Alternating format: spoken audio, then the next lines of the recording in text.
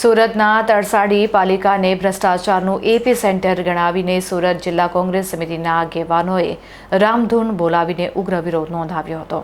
સુરત જિલ્લા કોંગ્રેસ સમિતિના નવનિયુક્ત પ્રમુખ આનંદ ચૌધરીની આગેવાનીમાં તરસાડી નગર ખાતે ભેગા થઈ બાબા સાહેબ આંબેડકરને ફૂલ અર્પણ કરી એક વિશાળ રેલીનું આયોજન કરવામાં આવ્યું હતું। રેલી બાબા સાહેબ આંબેડકર ચોકથી તરસાડી નગરપાલિકા ખાતે પહોંચી હતી। તરસાડી નગરપાલિકા બહાર રામધૂન બોલાવી ઉગ્ર વિરોધ વ્યક્ત કરવામાં આવ્યો હતો। આવનાર સમયમાં કોંગ્રેસ લોકોના પ્રશ્નોને લઈને હવે રસ્તા ઉપર ઉતરીને વિરોધ નોંધાવશે। લાખો કરોડોના ખર્ચે બનતા રસ્તા એક ચોમાસું પણ ટકતા નથી, ત્યારે ભાજપનો ભ્રષ્ટાચાર જ આને ગણી શકાય તેવું આનંદ ચૌધરીએ કહ્યું હતું।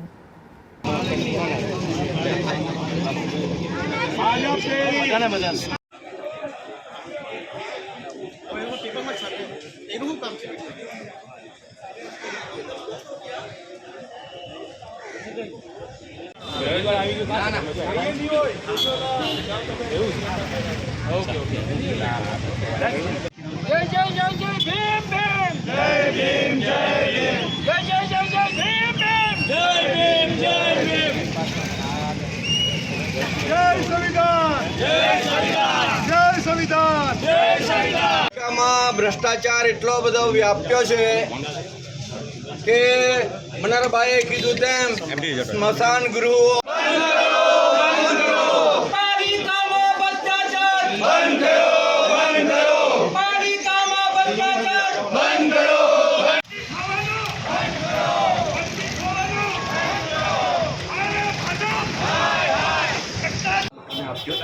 ખબર પડે એટલે એક જ જગ્યાએ તમે જે તે એજન્સીને બિલો કરીને આપો છો એવી પણ ફરિયાદ ઉઠી છે।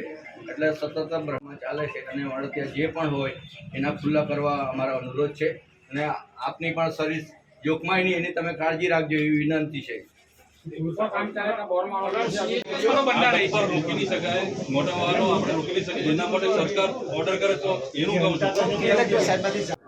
જ્યારથી તરસાડી નગરપાલિકાનું નિર્માણ થયું છે ત્યારથી સતત ભ્રષ્ટાચારના પ્રશ્નો ઊભા થાય છે। ક્યાંક રસ્તા ખોદીને ગટર બનાવવામાં આવે છે, એના પર ફરી પાછો પેવર બ્લોક કરે, ફરી પાછા પાઇપ નાખવામાં આવે, ફરી પાછા પેવર બ્લોક કરીને માત્ર કામ કેવી રીતે કોન્ટ્રાક્ટરને મળે અને કટકી કેવી રીતે ભાજપના આગેવાનો સુધી પહોંચે એવી વ્યવસ્થા શું આયોજન તરસાડીમાં થયું છે। એક બાજુ તળાવના નામે કરોડો રૂપિયા ગ્રાન્ટ મંજૂર કરી પણ એના નામે તદ્દન બોગસ કામો થયા છે અને કોઈ નિર્માણ થયું નથી। એવું જ જે છોકરાઓ માટેના ઉદ્યાન છે કે વડીલો માટેના ઉદ્યાન છે, બાગ બગીચા, એમાં પણ કોઈ વ્યવસ્થા નથી અને લોકો ત્રાહિમામ પુકારે છે। રસ્તા પર ઢોરો બેઠા હોય એવી કોઈ વ્યવસ્થા નથી કે નગરપાલિકામાં ઢોરો માટેનું અલગ વ્યવસ્થા હોય। રખડતા ઢોરો જે રીતે હાલમાં જે ગંભીરા બ્રિજ તૂટ્યો અને નિર્દોષ લોકો 14 થી 15 લોકો મૃત્યુ પામ્યા છે, એવા જ તરસાડીમાં પણ વ્યવસ્થા છે અને કોન્ટ્રાક્ટરોના મેળાપીપણામાં લોકોએ વ્યવસ્થા ઊભી કરી છે અને નિર્દોષ લોકોનો જાન જાય એવી આ નગરપાલિકા રાહ જોઈ છે।